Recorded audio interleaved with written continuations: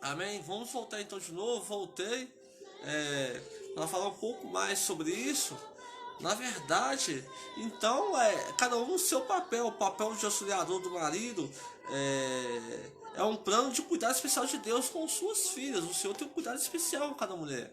A palavra nos garante em 1 Pedro capítulo 3 que vai dizer assim que a gente cuidar das mulheres como um vaso mais frágil, um vaso que tem que ser cuidado, né? Então nós maridos, você noivo, você que tem um compromisso com a sua futura esposa, a verdade nós temos que ter esses princípios. Como foi dito lá atrás, vou falar novamente para você aqui. Como foi dito lá atrás, a gente na verdade temos que pegar esses princípios aqui, não apenas ouvi-los, mas praticá-los. Praticá-los muitas vezes é um pouco difícil. Todo começo de casamento, meus amados queridos irmãos, é um pouco difícil até um se adaptar ao outro, mas Deus vai dando vitória para nós. Quando você faz o quê? Quando você verdadeiramente estabelece, na verdade, princípios. Então, na verdade, Deus tem que restaurar princípios. Glória a Deus, aleluia. Vamos voltar aqui. Glória a Deus, aleluia. Para que possamos estar glorificando, exaltando e agradecendo o nome do nosso Deus. Amém? Então, glória a Deus, aleluia. Estamos aqui mais uma vez ao vivo. Ser o cabeça do lar tem seu peso. Uma carga no qual a fragilidade física e psicológica feminina não está apta a suportar. Já a estrutura masculina, respaldado pela ajuda de sua esposa, o torna apto a suportar o peso das responsabilidades de governar seu lar. É, a responsabilidade maior de qualquer infortúnio no lar recai sobre a cabeça do marido. Deus vai requerer sempre do marido como o maior responsável por qualquer fracasso da família. Deus não timou primeiro Eva, nem a serpente, mas requereu de Adão a responsabilidade maior pelo fracasso do Éden. Líderes, quando tudo dá errado, a culpa sempre vai ser do líder. Se a igreja der errada, a culpa é do pastor. Se o casamento não deu errado, a culpa é do marido. A culpa é do marido. Deus ele sempre vai cobrar a responsabilidade maior do marido. Não que ele vai, de certa forma, isentar a mulher nem as ovelhas, né, da culpa, por exemplo, do ministério, de um relacionamento. Não, mas a parcela maior, de 100%, 90% vai ser de quem são os líderes que o Senhor tem levantado. Então, na verdade, nós temos que ter princípios, na verdade, de saber que nós exercemos uma função a qual nós seremos cobrados por ela, porque o Senhor tem nos entregado talentos para não podermos enterrá-los. Amém? Então, na verdade, a última palavra do lar pertence ao marido, de certa forma, sim, não a esposa. Mas os dois devem ter um consentimento mútuo. Juntamente os dois devem ter esse consentimento, né? Para que verdadeiramente possam chegar a um comum acordo. A esposa que não aceita a autoridade do marido no governo do seu lar se encontra rebelando contra as leis espirituais estabelecidas por Deus, a família. Ela não está lutando contra seu marido, mas pecando contra Deus. A autoridade do bem. Quero que entendam que Cristo é a cabeça do homem e o homem é a cabeça da mulher. 1 Coríntios capítulo 11, versículo 3. A autoridade ligada ao marido não pode se transformar numa arma para gerar julgos opressivos sobre a esposa e filhos, mas deve ser uma cobertura que transmita segurança e refrigério aos membros da família. Você, na verdade, não foi instituído como cabeça para ter responsabilidade maior, mas não é para também estabelecer uma opressão. A opressão na fase onde tem pessoas que têm ficado loucas por tanta pressão que são colocadas em cima dela. Exercer essa função de cabeça é complicado, porque às vezes você fica com uma pressão, você fica sob uma pressão imensa, e a pressão, a palavra nos garante que ela faz endoidecer, ela faz enlouquecer. Então essa pressão muitas vezes, quando ela é gerada, por exemplo, apenas em cima da esposa, quando a esposa quer tomar a frente, você vê muitas vezes aí casais de mulheres que estão fatigadas, homens que estão fatigados, porque muitas vezes tomam apenas decisão voltada na sua própria vontade e um fica no cabo de guerra contra o outro. Então, na verdade, nós temos que saber que isso tudo é delegação de responsabilidade, na verdade. Você é responsável pelo seu lar. Deus não delegou autoridade ao marido para seu bel prazer de forma nenhuma. Autoridade, glória a Deus, aleluia. A autoridade outorgada visa o bem-estar de sua família, nunca sua edificação pessoal, né? Tudo é para o bem-estar, o bem-estar comum, né? A gente temos que saber, por exemplo, que os reis ali, eles governavam para o bem dos seus súditos. Os governantes de hoje, eles não devem governar em prol de si mesmos. Sabemos que tem muitos governantes aí que têm sido corruptos, de certa forma, e governam apenas pelo seu bel prazer, apenas pensando em si mesmo. Na verdade, é o reino egocêntrico, é a forma egocêntrica de governar, pensar só em mim, no que eu posso conseguir meu benefício próprio. Mas toda pessoa que está exercendo autoridade, na verdade, o próprio Jesus ele outorgou algo muito que a gente muitas vezes não entende. Jesus lhe falou assim: o maior vai ser como se fosse o menor. O maior é aquele que mais serve. Porque quanto mais a pessoa passou, ele tem uma igreja de 1000 membros, então ele serve a 1000 pessoas. O pastor tem uma igreja, um ministério que serve a 1 milhão de pessoas. Ele serve verdadeiramente a 1 milhão de pessoas. Se ele tem 1 milhão de vezes, ele serve a 1 milhão de pessoas. Ele não está ali para o seu bel prazer. Não, nós sabemos que não funciona assim. Você, na verdade, está ali para servir as pessoas que estão delegadas debaixo do que o Senhor te colocou. Na verdade, você é como aquele que serve. Entendeu? Então, aquele que quer falar vai ser como aquele que serve mesmo, vai servir mais e mais mesmo. Todos os dias você vai ter que servir as pessoas na demanda que elas precisam de acordo com o que você também é capacitado para fazer. Então, nunca a sua edificação pessoal. A esposa deve estar sujeita ao marido, até onde ele está sujeito a Cristo, porque Cristo é o cabeça de tudo. Então, ou seja, o princípio, na verdade, de tudo é o homem e a mulher, na verdade, eles vão servir a Cristo. Porque o homem, na verdade, tem que servir a Cristo. E a cabeça do homem é Cristo. Então não tem como. O homem e a mulher, de certa forma, eles vão seguir. Se a cabeça do homem é Cristo e a cabeça da mulher é o homem, então os dois vão servir a Cristo. Porque os dois servem o homem e seguem apenas um princípio que vem de Deus. E o de Deus, na verdade, ele dá o homem para os dois seguir. Então o homem tem que ter direcionamento de Deus. Quer que seu casamento seja abençoado? Tenha direção na palavra de Deus. O Senhor falou com Josué, o segredo de Josué, na verdade, foi o seguinte: ele falou assim: medita na palavra do Senhor de dia e de noite, esforce e tenha de bom ânimo, tenha fé, creia, esforce e tenha de bom ânimo, creia. Você tem que ter fé. E meditar o quê? No livro dessa lei de dia e de noite, na palavra do Senhor de dia e de noite. A palavra do Senhor vai dizer assim: reis, porque não conhecereis, né? A palavra de Deus é a vida eterna. Erreis por não conhecer as escrituras e o poder de Deus. Então nós erramos porque a gente não conhece as escrituras e o poder que ela pode exercer em nossas vidas. Como haja, do haja ele fala, o haja ele faz cumprir. Você entende? Que assim seja. Que haja sol, que haja luz. Então a palavra do Senhor, ela tem o efeito necessário em nossas vidas. Ela é capaz de separar juntas e medulas e conhecer os propósitos do coração. Ela é poderosa. Então, quando a gente conhece a palavra do Senhor, ela verdadeiramente aplicada, algo novo começa a acontecer. Não só na sua vida sentimental, espiritual, financeira, e quando você tem princípios bíblicos. Quando o homem é guiado por Deus, a mulher é guiada pelo seu marido, que é guiado por Deus, então os dois vão ser guiados por Deus. A palavra diz assim, que na verdade, quando Deus ele falou assim com o Adão. Ele falou com Adão: não come da árvore da ciência, porque você, se comer dela, certamente morrerás. Mas quem que a serpente foi perguntar? Foi perguntar para quem? Para Eva. Ele foi perguntar para Eva: o que o Senhor falou? Ele falou assim: se apenas tocar. Deus não falou para que eles não podiam tocar, se eles tivessem que comer. Então a palavra já mudou, porque Deus falou, na verdade, foi com Adão. Então Adão teve a direção para que ele pudesse. A mesma coisa de hoje, na igreja. O que é? O homem é guiado por quem? O pastor é guiado por quem? O pastor é a autoridade sacerdotal da igreja.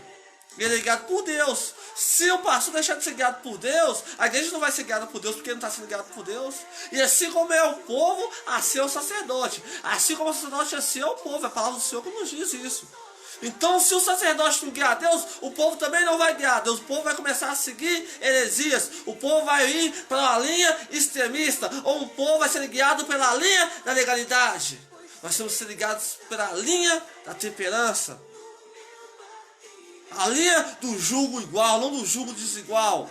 A igreja tem que ser guiada, sim, por Cristo, que é o cabeça da igreja, que é o cabeça do pastor, que é o cabeça do sacerdote. Assim como o homem é guiado por Deus, a mulher vai ser guiada por Deus. Se o sacerdote, então, isso são coisas que nós temos que ser guiados, são coisas que acontecem. Se o pastor é guiado por Deus, a igreja é guiada por Deus. Se o homem é guiado por Deus, a sua esposa vai ser guiada por Deus. Então são princípios elementares da palavra do Senhor. Quando a gente começou esse estudo, eu falei sobre Mateus capítulo 7, que vai ser semelhantemente o homem que ouve essas palavras e as pratica, é semelhante ao homem que firmou a sua casa sobre a rocha. Eu profetizo essa noite que você vai firmar a sua casa sobre a rocha. E vai vir vento, vai vir chuva, vai vir terremoto, vai vir alagamento, vai vir o que for, mas a sua casa não vai ser derrubada, porque ela está firmada na rocha que é Jesus Cristo. Ele é a palavra, ele é o verbo de calabashurianda. Ai, continuando. Então, a palavra do Senhor já nos garante, glória a Deus, aleluia, que o maior desafio do marido na política, de governo de seu lar, é evitar o efeito colateral, autoritarismo do lar. O marido deve ter sabedoria para desenvolver sua autoridade, se anular o valor e potencial da sua esposa e filhos na consolidação do seu lar. O marido que é autoritário, que ele quer anular, o efeito da sua esposa. O efeito agora de machismo, o machismo que muitas vezes nós somos levados. Outro dia eu estava tirando até um princípio muito bom que Deus estava me dando, que quando, por exemplo, Paulo, ele fez a obra, pessoas podem falar o que for, mas em Romanos capítulo 16, Paulo primeiramente vai mandar saudação para Priscila, para depois mandar para Áquila. As pessoas muitas vezes não entendem que quando Paulo ele falou ali que a mulher não podia falar na igreja, era contexto de cultura. Isso nós não podemos pegar, não vou aqui levar muito para esse lado teológico mais profundo não, mas existe contextos da palavra do Senhor. Quando a palavra fala que a mulher não podia cortar o seu cabelo, isso existe contextos culturais por trás disso tudo. Paulo ele tinha que trabalhar com contextos, com culturas locais, territoriais. Então a gente não pode pegar cartas de Paulo. E se nós pegar as cartas de Paulo de certa forma, sem ter sabedoria para analisarmos ela, apenas pegarmos textos isolados, você vai entender que uma carta de Paulo contradiz outra carta de Paulo. Porque uma carta de Paulo vai falar assim que Paulo foi para a mulher não falar na igreja. Mas depois outra carta de Paulo vai falar assim que ele estava dando saudação para as mulheres que tinham as próprias igrejas em suas casas. Você está entendendo? Então Paulo, peraí, mulheres não podiam falar, mas mulheres podiam ter igreja em suas casas? Não, peraí, a mulher não podia falar, mas a mulher podia profetizar? As mulheres poderiam profetizar, pai, ele fala com isso que as mulheres poderiam profetizar. Então, ou seja, será que tem esse conflito teológico? Peraí, existe uma linha de raciocínio que a gente temos que entender. Existe o contexto por trás de toda essa conjectura de Paulo. Que ele falou. Quando Paulo falou que as mulheres não podiam falar na igreja, verdadeiramente era porque as mulheres ali, eu vou falar só um pouco mais, é por causa que as mulheres ali estavam de certa forma sendo usadas para aquelas pessoas que queriam introduzir heresia e dúvida nas cabeças das pessoas. Então eles pegavam as mulheres para falar, para interromper o culto. Então Paulo falou, não permito que as mulheres aprendam em casa, mas era um conceito cultural. Não é que Paulo estava proibindo não, porque as mulheres acompanhavam Jesus. Existem pessoas que são mal informadas, muitas vezes me perdoem de falar, mas os pentecostais muitas vezes eles deixam de analisar o contexto. A Bíblia existe um contexto. Texto sem contexto gera pretexto. Versículos isolados da Bíblia geram pretexto e confusão de pastores que não sabem interpretar a palavra do Senhor. Mas existe uma geração que o Senhor tem levantado, que sabe interpretar a palavra, que sabe ter texto e contexto, que sabe examinar as escrituras. O que falta nessa geração são pessoas que apenas querem dizer mimimi, que não contestam, que verdadeiramente não analisam o texto, que não examinam as escrituras. Examinai as escrituras, porque cuidado ela contém o poder de Deus e elas testificam de mim.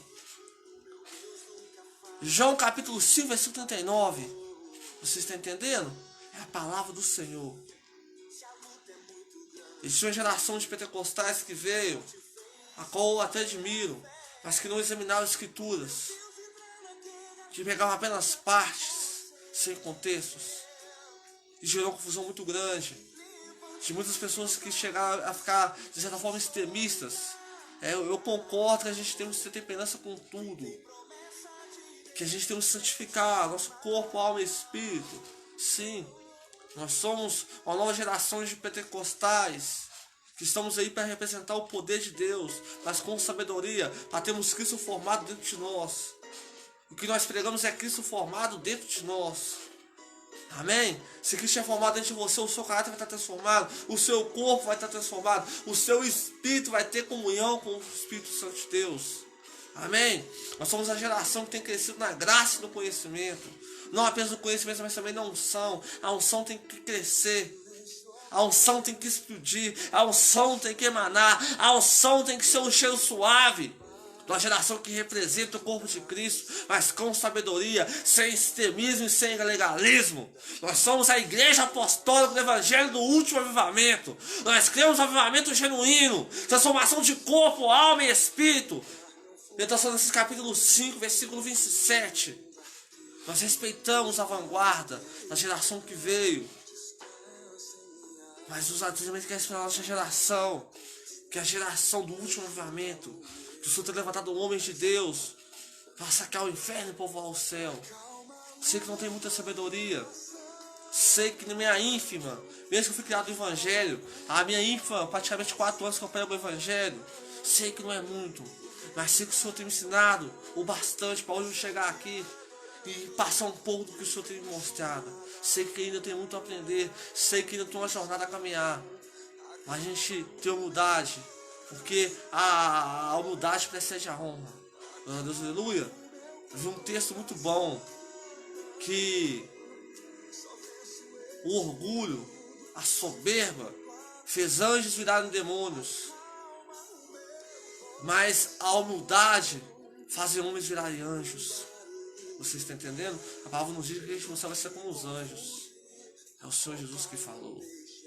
Nisso eu posso me apegar, sem heresia, sem tirar texto fora de contexto para não virar pretexto. Amém?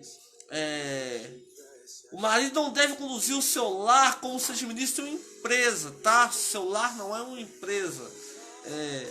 Ou qualquer outro negócio, mandando e ordenando como se sua esposa fosse sua empregada assalariada. Sua esposa não é sua empregada não, tá? Nós muitas vezes temos esse estilo machista de achar que mulher foi feita só para cuidar da cozinha. Isso é história. Tava falando aqui sobre Priscila e Áquila. A Áquila era aquela que ajudava. A Áquila ajudava, não, os dois faziam juntos cabanas. Então mulher naquela época também trabalhava. Entende? Mulher trabalhava já naquela época, mulher já trabalhava. Mulheres já ajudavam os seus maridos a trazer o sustento para o seu lar. E Paulo se juntou a eles. Entendeu? Princípios. A gente temos que saber. Eu peço muito essa direção de Deus, de não tentar pagar, se eu sou pastor, tentar pagar, de certa forma, o chamado da minha esposa, de ser um administrativo, de ser uma empresária, né? Eu não posso tentar de forma nenhuma pagar o chamado da minha esposa. É claro que a gente não podemos, eu falo sempre com essa direção de Deus, nesse ramo. Sei que às vezes a gente erramos, mas eu sempre falo essa direção. Nós não podemos nos perder por causa de dinheiro. O amor, o dinheiro é a raiz de todos os males. Mas o dinheiro em si não é raiz de mal nenhum, não. O dinheiro nós temos que se conquistar. A gente tem que saber que tudo que Deus nos dá é para canalizar em prol do reino de Deus. Sim. Mas a gente precisa também de certa forma conquistar objetivos familiares, objetivos profissionais. Não é errado não. De certa forma não. Eu sou aquele que não trabalha porque agora trabalhe, usando com suas mãos para ajudar o seu próximo. Então trabalhar assim para ajudar o próximo, de certa forma para a gente poder ajudar a nossa família, isso é muito bom, porque o primeiro sacerdócio que você tem, o primeiro legado que você tem é a sua família. As primeiras vezes que você tem que ganhar da sua casa. Então, verdadeiramente, quando você trabalha para trazer um sustento para dentro da sua casa, para ajudar o próximo, isso também é de Deus, sim. Porque a palavra já nos garante, 1 Timóteo capítulo 5, versículo 7, aquele que não cuida dos seus é pior do que incrédulo e tem negado a fé. Então, o primeiro legado que você tem, a herança que o Senhor te deu, é a sua casa, a sua família, a sua parentela. Amém? Glória a Deus, aleluia. Então, o patrão, gerente ou diretor deve ficar no trabalho para poder me dar o marido e pai dentro de casa. O marido autoritarista exerce controle opressor no lar. Controla quem pode entrar e quem pode sair do lar, o que compra e o que não compra na sua casa. É um ditador que quer controlar até os pensamentos dos membros da família. O marido autoritarista nunca reconhece seu próprio erro para a esposa. Ele não dá o braço a torcer, mesmo sabendo que está errado. Ele nunca pede perdão para sua esposa. Os homens são os que mais perdem com o machismo, pois serão esposas amargas dentro de casa. Ao invés de bom vinho, beberão vinagre. Machismo é maldade contra a mulher. É pecado contra Deus, que anula até as orações do marido. Cuidado. 1 Pedro capítulo 3, vou falar mais uma vez, fala assim, que para a gente tratar nossa esposa como um vaso mais frágil, para que nossas orações não sejam impedidas. Cuidado com suas orações não serem impedidas, porque você não tem tratado sua esposa como um vaso mais frágil.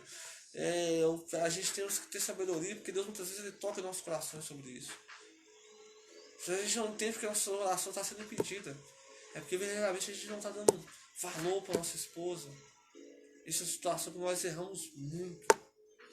Tentar entender não é que a mulher é um vaso mais frágil no termo, você está falando assim que a mulher é um termo mais frágil de ser uma pessoa mais emotiva, uma pessoa mais dedicada, uma pessoa mais difícil de se lidar com o lado externo, né, de encarar as coisas muitas vezes. A mulher é muito, de certa forma, sentimental, é a forma dela de ser, a forma dela ligada, a forma sensível dela ser. Isso nós não podemos perder. Às vezes nós perdemos porque nós somos muito racional, muito, vamos dizer, duros para as coisas. Um homem faz. Quando eu choro na presença de Deus, eu me sinto tão feliz. Porque chorar para o homem é uma coisa difícil, chorar para o homem, né? Eu choro mais quando eu estou eu e Deus, quando eu estou no meu quarto, porque chorar na frente das pessoas é vergonhoso para o homem, mas a mulher tem mais facilidade de se expressar, de conversar, né? O espírito de Jezabel fala aqui, ó.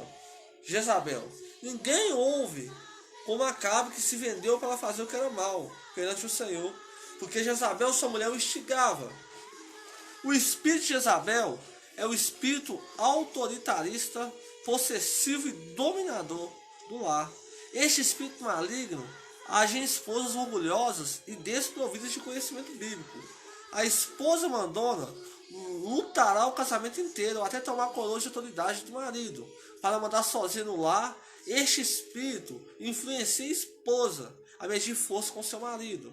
Porque mulher, sujeite-se cada um ao seu marido como ao Senhor, pois o marido tem autoridade sobre a esposa. Efésios capítulo 5, versículos 22 e 23. A esposa feminista é mandona, não contente de estar ao lado de seu marido, só fica satisfeito se estiver por cima dele. Seu alvo é usurpar sua autoridade, inverter os papéis estipulados por Deus, e impor seu jugo feminista e opressivo sobre o marido e lar.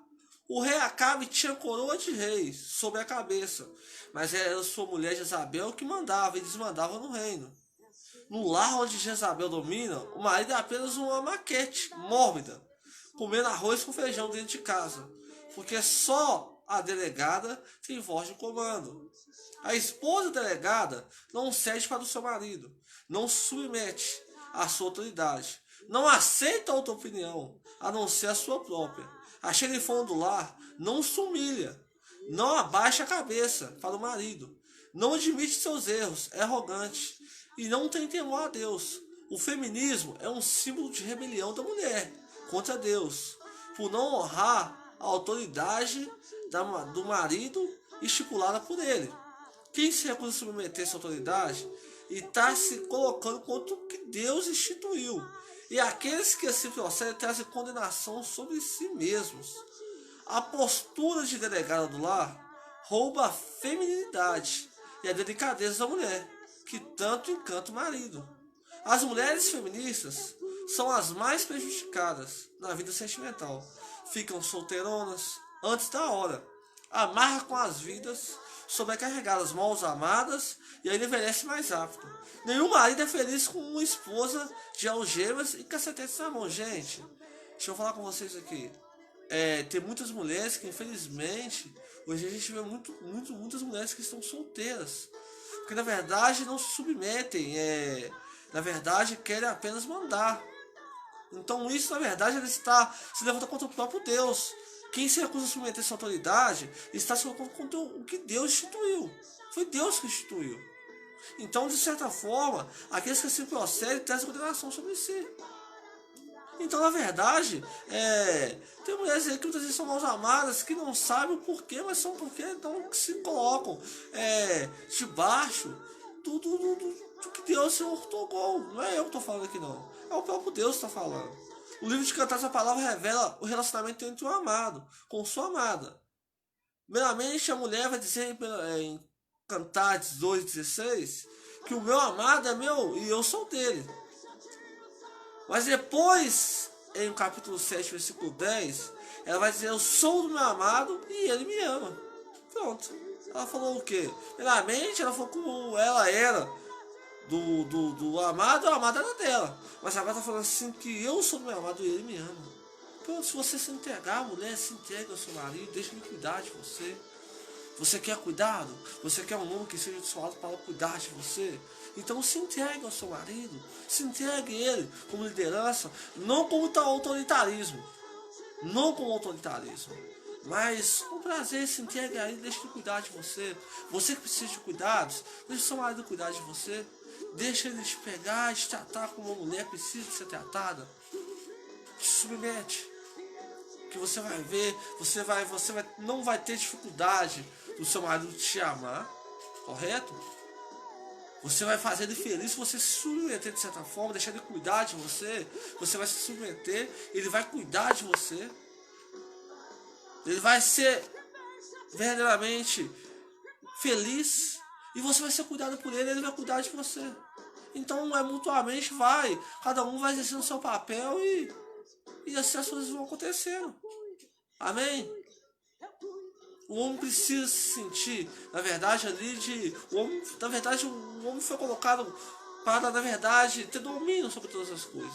Então o homem, de forma, muitas vezes, estética, ou de forma externa, de forma, vamos dizer assim, com o linguajar um pouco mais fácil. O homem, de certa forma, diante da comunidade, diante da igreja, ele gosta de mostrar que tem o domínio. Mas na intimidade, o homem nem se importa com isso. Você na sua casa, na sua intimidade, a mulher, né, ela exerceu um pouco assim de mandona para o homem, de certa forma, de cuidado, como aquele cuidado de mãe. O homem, muitas vezes ele gosta. Na sua particularidade da mulher, né, cuidar da casa, a mulher ter esse domínio do lar, porque quem manda em casa, na verdade, no lar é a mulher, ela que arruma, ela que limpa tudo, então é ela que tem essa autoridade, sim. É a mulher que tem essa autoridade. Na verdade, chegar no lar ali e de cuidar, na verdade, ali, de estar fazendo as coisas. Então, quando o homem ele chega ali, ele vê a mulher cuidando do lar ali, não como a mãe, mas vamos dizer assim, de uma forma simplória, de uma forma simples como a mãe cuidava, é muito bom. O homem deixar ali a mulher, né, ter os cuidados de organizar as coisas dentro da casa, organizar a cama, não, eu vou mudar isso aqui pra cá. A mulher ela tem todo esse empenho, esse direito de realizar isso dentro de casa. A mulher ela tem esse domínio do lar, das coisas, né, de tudo, da arrumação. É a mulher que tem, né? Quando o homem vai deitar com ela, na sua intimidade, a mulher de certa forma ali, na sua intimidade, os dois, né, se deixarem esse consentimento com o outro é muito bom. É muito bom. Então, na verdade, nós temos que ter essa sabedoria. né, de quando a mulher ela tem que se submeter, e aonde que ela pode, na verdade, ter ou exercer o seu domínio, exercer a sua responsabilidade, a sua melhor parte com qualidade. Simples e fácil. Então, quando nós cumprimos esses requisitos, é muito bom. Heranças familiares. Mulher, sujeite-se cada um ao seu marido como o Senhor, pois o marido tem autoridade sobre a esposa, como também Cristo tem autoridade sobre a igreja. E o próprio Cristo é o Salvador da igreja, que é o seu corpo. Portanto, assim como a igreja é obediente a Cristo, assim também a esposa deve ser obediente em tudo ao seu marido. Marido, ama a sua esposa, assim como Cristo amou sua igreja e deu a vida por ela. Gente, a gente muitas vezes põe, né? Não, mas é muito difícil a mulher ser submissa ao homem, se sujeitar ao homem. É muito difícil. Mas vamos colocar aqui, ó, essa parte que, marido, ame a sua esposa assim como Cristo amou sua igreja e deu sua vida por ela. Como é que Cristo amou a igreja? Dando o quê? A sua vida por ela. Não obrigatoriamente, mas de forma voluntária. Você sabe o que é amar a esposa como Cristo amou a igreja? Sabe o que Cristo amou a igreja? Vamos colocar como Cristo amou a igreja? Vamos colocar? Cristo amou a igreja, mesmo ela sendo toda falha, cheia de pecado, imperfeita, traindo muitas vezes. Judas traiu. Pedro negou. Mesmo assim, Cristo amou a igreja e deu sua vida por ela. Da sua vida, você sabe que é o homem da sua vida. É o homem muitas vezes abre mão de muitas coisas em amor à sua esposa. Isso é que muitas vezes as pessoas não têm entendido. O marido deve servir a sua esposa como Cristo amou a igreja. Na sua vida pelo lar, se sacrificando, se esforçando, se submetendo a Deus e a sua família. Gente, aquele que quiser o seu maior vai ser aquele que serve a todos. Então, se o homem é o maior do lar, ele serve a sua esposa. É aquele que serve, aquele que vai dar o suor, é aquele que vai lá se afadigar mesmo, é aquele que se preocupa com conta, com tudo, da sua vida pelo lar. A responsabilidade do lar é fazer a manutenção, é conseguir sempre estar pensando para ter as coisas de forma de melhor qualidade para a família. Então é isso que o Senhor ele quer de nós. Como podemos ver, nestes versículos acima, a palavra de Deus não é machista nem feminista. Deus ordenou ao marido com um determinado papel e a esposa com outro papel. Porém, ambos os papéis são de igual importância para a consolidação do lar. 90% dos maridos machistas, esposas feministas, são heranças derivadas de comportamento autoritaristas absolvidos de lares paternos ou consequentes de sua profissão, os quais passaram a produzir em seus lares as marcas de sua infância e adolescência. São pessoas marcadas na alma que precisam de libertação e cura para se tornarem mais humanas no relacionamento conjugal. O cônjuge possessivo, autoritarista e ciumento vê seu lar, seu par, como sua propriedade peculiar, seus filhos como seu patrimônio. Por isso se sente no direito de mandar e desmandar, por não ter a capacidade de valorizar a importância de seu ente como companheiro, amigo, amiga e sua família. Essas pessoas carregam muitos traumas de infância, traumas das reflexões em relacionamentos amorosos no passado, as quais transportam suas dores e marcas para o seu casamento. Toda rejeição no passado gera distúrbios emocionais no futuro. Todo casal deve manter as leis espirituais emanadas por Deus ao lar, como divinamente estabelecidas. Deus sabe o que faz. Amém? Quero fazer uma oração por você nessa noite, para que o Senhor venha quebrar todo o trauma, Para que o Senhor venha quebrar toda herança familiar, herança espiritual, para ser queimado e repreendido nos lugares espirituais e celestiais, para que seja quebrado na nossa mente, para que sua mente seja transformada e você não venha se conformar com esse estilo machista, para que você não venha se conformar com esse jeito feminista, a gente venha se conformar com a palavra do Senhor, se transformado pela palavra do Senhor e não nos conformarmos. Amém? Para que possamos entender a boa, agradável e perfeita vontade do Senhor. Senhor, meu Deus, eterno Pai, eu te clamo, te louvo, te exalto e te adoro. Eu te peço, Senhor, nessa noite, Pai, Senhor, poder que ensina seu marido a amar sua esposa como Cristo amou a igreja. Ai, que o marido venha amar sua esposa, Pai amado, Pai querido, sim, dando sua vida por ela, com amor, Pai, Senhor, de poder ínfimo, com amor, sim, Pai, Senhor, de poder, que venha quebrar barreiras, que venha quebrar sofismos, que venha quebrar, Pai, Senhor, de poder fortalezas, que venha quebrar todo o machismo, que a mulher venha saber se submeter ao seu lar, ao seu marido, Pai, Senhor, de poder, Senhor Jesus Cristo, assim como a igreja se submete a Cristo. Ai, são livros espirituais, Pai, Senhor, de poder, nós te pedimos, te clamamos, para que possamos alcançar, Pai, Senhor, de poder, a boa, agradável e perfeita vontade, para que podemos todos chegarmos de forma unida, Pai, Senhor, de poder, com a conformidade, de forma assim, Pai, Senhor, nós poder, Senhor Jesus, temos ao conhecimento do Filho de Deus, de forma assim, a conhecermos sim com forma de varão perfeito, Pai Senhor, de poder com perfeição.